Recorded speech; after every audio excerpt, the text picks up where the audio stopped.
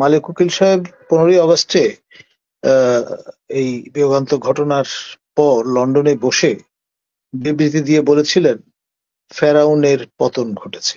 অর্থাৎ প্রয়াত শেখ মুজিবুর রহমানকে তিনি ফেরাউনের সঙ্গে তুলনা করেছিলেন। আবার তারই নেতৃত্বে মেইনস্ট্রিম আওয়ামী লীগ গঠিত হয়। আর যিনি বলেছিলেন আমরা বাকশাল করে ভুল করেছিলাম, সে প্রয়াত মিজানুর রহমান চৌধুরীর নেতৃত্বে আরেকটি আওয়ামী লীগ গঠিত হয়। শেখ হাসিনা তার পিতাকেও ছাড়িয়ে গিয়েছিলেন। আপনার কোন রকমের কোনো কিছু করার সাধ্য কারো ছিল না তার অঙ্গুলি হেলন ছাড়া। এই যে গুম কমিশন, তারাও কিন্তু এখন জানান দিচ্ছেন যে শেখ হাসিনার নির্দেশেই সকল খুনের ঘটনাগুলো ঘটেছে। দীপুমনির এই সমস্ত অপকর্মের দায় চাঁদপুর আওয়ামী লীগ নেবে না। পার্শ্ববর্তী কনস্টিটুয়েন্সির মেম্বার পার্লামেন্ট, যিনি শেখ হাসিনার সহপাঠী ছিলেন, তিনি সাহস করে একটা লিখিত বিবৃতি পর্যন্ত দিয়েছিলেন, কিন্তু তৎসত্ত্বেও দীপুমণিকে কিন্তু অপসারণ করা যায় না। দেখুন, বাকশাল বাংলাদেশ কৃষক শ্রমিক আওয়ামী লীগ, এটি জানুয়ারিতে 75 সনে প্রয়াত শেখ মুজিবুর রহমান একটি মোশন নিয়ে এসে এটি সংবিধান সংশোধন করে প্রবর্তন করেছিলেন। স্লোগানটা ছিল এক নেতা এক দেশ, বঙ্গবন্ধুর বাংলাদেশ।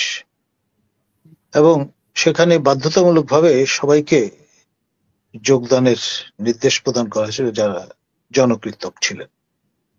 এর বিরোধিতা করেছিলেন বঙ্গবীর ওসমানী, এর বিরোধিতা করেছিলেন নূরে আলম সিদ্দিকী, এর বিরোধিতা করেছিলেন প্রয়াত প্রধানমন্ত্রী মিজানুর রহমান চৌধুরী। পরবর্তীতে মিজানুর রহমান চৌধুরী যে স্টেটমেন্টটা দিয়েছিলেন সেটি খোলামেলাই তৎকালীন সবচেয়ে জনপ্রিয় সাপ্তাহিক বিচিত্রায় প্রকাশিত হয়েছিল। সেটি ছিল এইরকম: আমরা বাকশাল করে ভুল করেছিলাম। এখন এই যে একদলীয় শাসন, সেটি মাত্র 4টি পত্রিকা বহাল রেখে বাকি সব পত্রিকা বন্ধ করে দেওয়া হয়েছিল এবং সকল দলকে বলা হয়েছিল ইনকর্পোরেটেড হয়ে যেতে। এবং এই যে প্রতিটি গ্রামে একটি করে সমবায় সমিতি থাকবে, সেখানে বাধ্যতামূলকভাবে সবাইকে অংশগ্রহণ করতে হবে, এই যে ডিসেন্ট্রালাইজেশনের যে চিন্তাটা, যে প্রশিক্ষণ প্রদানের পরে যেই 64 জেলায় 64 জন আপনার গভর্নর নিয়োজিত হবেন, তাদের নিয়ন্ত্রণে চলে যাবে সকল বাহিনী, অর্থাৎ এমনকি সেনাবাহিনীর কমান্ড পর্যন্ত ডিসেন্ট্রালাইজ করে ফেলার একটা চিন্তা ছিল।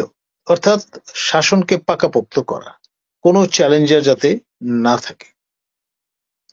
এখন এটি আপনার আমরা জানি 15ই আগস্টে সেই বিয়োগান্তক ঘটনার মধ্য দিয়ে আপনার অবসান ঘটে এই ব্যবস্থার।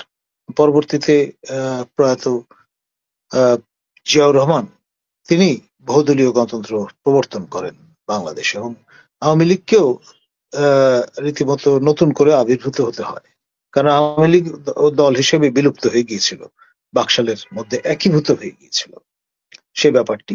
এবং নতুন পরিবর্তিত অবস্থায় আপনার আওয়ামী লীগ দুভাগ হয়ে গিয়েছিল, আওয়ামী লীগ মালেক, আওয়ামী লীগ মিজান।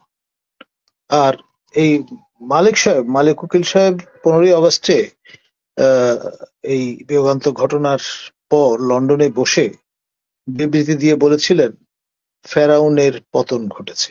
অর্থাৎ প্রয়াত শেখ মুজিবুর রহমানকে তিনি ফেরাউনের সঙ্গে তুলনা করেছিলেন। আবার তারই নেতৃত্বে মেইনস্ট্রিম আওয়ামী লীগ গঠিত হয়।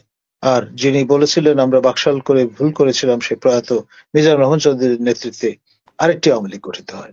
এখন পার্লামেন্টে আওয়ামী লীগ মালেকের সদস্য সংখ্যা ছিল 39টি, আর আওয়ামী লীগ মিজানের সংখ্যা ছিল 2টি। এবং মজার ব্যাপার হচ্ছে এই যে অবস্থাটা, সেটি আপনার দীর্ঘদিন ধরে এই দুই দল থাকা সত্ত্বেও পরবর্তীতে আমরা দেখলাম আব্দুর রাজ্জাকের নেতৃত্বে বাকশাল কিন্তু দল হিসেবে খাড়া থাকলো। একটা সময় তারা হয়তো ফিরে আসলেন, কিন্তু এখন পর্যন্ত টিল টু ডেট হয়তো খুঁজলে পাওয়া যাবে, সাইনবোর্ড ধরে আছেন কেউ কেউ। বাকশাল দল হিসেবে হয়তো শীর্ণকায় হয়ে গেছে, কিন্তু যে স্পিরিটটা, যে মনোভাবটা, যে চিন্তাটা, সেটা কিন্তু পত্র পল্লবে বিকশিত হয়েছে। এবং এটি পরবর্তীতে বাংলাদেশের যে রাজনীতি, সেখানে রিয়ালিটি হিসেবে আমরা দেখলাম দীর্ঘ 15 বছরের বেশি সময় ধরে আপনার এক নেতা এক দেশের মতো অবস্থাটাই কিন্তু তৈরি হয়ে গিয়েছিল, মুখে প্রনাউন্স না করলেও। শেখ হাসিনা তার পিতাকেও ছাড়িয়ে গিয়েছিলেন। আপনার কোন রকমের কোনো কিছু করার সাধ্য কারো ছিল না তার অঙ্গুলি হেলন ছাড়া। এই যে গুম কমিশন, তারাও কিন্তু এখন জানান দিচ্ছেন যে শেখ হাসিনার নির্দেশেই সকল খুনের ঘটনাগুলো ঘটেছে। আর এই যে বেপরোয়া ভাবে তার মন্ত্রী এবং দলের যুগ্ম সাধারণ সম্পাদক দীপু মনি যেই জনগণের অর্থ লুটপাট করেছেন, প্রায় 8,000 কোটি টাকা তিনি নিজের কল্যাণে নিজের করায়ত্ত করেছেন। এটি মূলত কিন্তু শেখ হাসিনার আশ্রয়ে করেছেন, এতে কোনো সন্দেহ নেই। যত রকমের ক্ষমতা আওয়ামী লীগের লোকজনের উপর তিনি খাটিয়েছেন চাঁদপুরে, আপনার চাঁদপুর আওয়ামী লীগের প্রেসিডেন্ট নাসির সাহেব, চাঁদপুর আওয়ামী লীগের সেক্রেটারি জেনারেল দুলাল পাটোয়ারি, সবাই কিন্তু ভয়ে কম্পমান থাকতেন যে কখন তারা পদ হারান।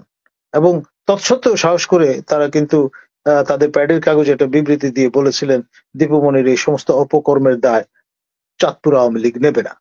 পার্শ্ববর্তী কনস্টিটুয়েন্সির মেম্বার পার্লামেন্ট, যিনি শেখ হাসিনার সহপাঠী ছিলেন, তিনি সাহস করে একটা লিখিত বিবৃতি পর্যন্ত দিয়েছিলেন। কিন্তু তৎসত্ত্বেও দীপুমণিকে কিন্তু অপসারণ করা যায়নি। উত্তরোত্তর তার শ্রীবৃদ্ধি ঘটেছে আর্থিকভাবে, এবং সেই সঙ্গে মন্ত্রণালয় হয়তো পরিবর্তিত হয়েছে, তিনি আপনার শিক্ষা মন্ত্রণালয়ের বদলে সমাজ কল্যাণ মন্ত্রণালয়ের দায়িত্ব পেয়েছেন, এবং সেখানেও ব্যাপক লুটপাটের ব্যবস্থা তিনি জারি রেখেছিলেন। এটা হয়তো বর্তমানে মাননীয় যিনি উপদেষ্টা সমাজ কল্যাণ মন্ত্রণালয়ের দায়িত্বে আছেন শারমিন মোর্শেদ, তিনি হয়তো ভালো বলতে পারবেন। ধন্যবাদ।